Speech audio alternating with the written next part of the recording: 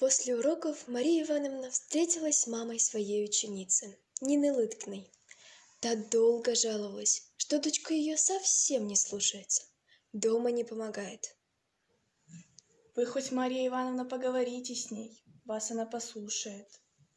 Мария Ивановна весь вечер думала о своих учениках. И правда, один стал плохо учиться, другой после уроков сбежал, отказался собирать золу, третий в дневнике оценки исправляет. И чего им не хватает? У них все есть, только учись. На уроке родного языка Мария Ивановна завела разговор о Великой Отечественной войне. Дети ее внимательно слушали. Хотите, я расскажу о том, как жили в годы войны?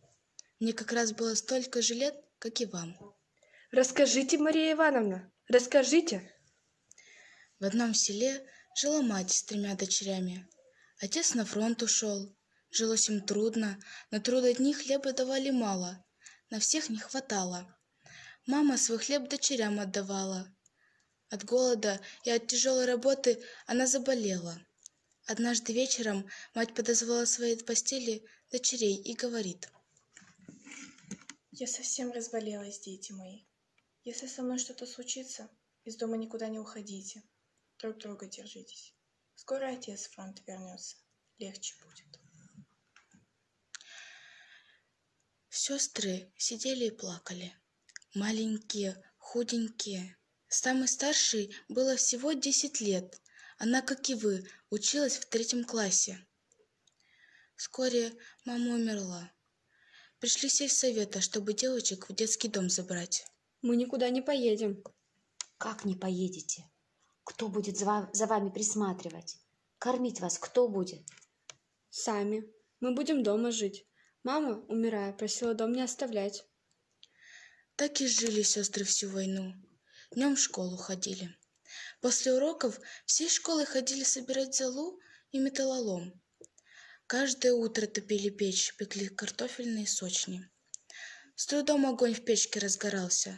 Топка длинная, лопатой не достают дрова складывать, да и сил не хватало.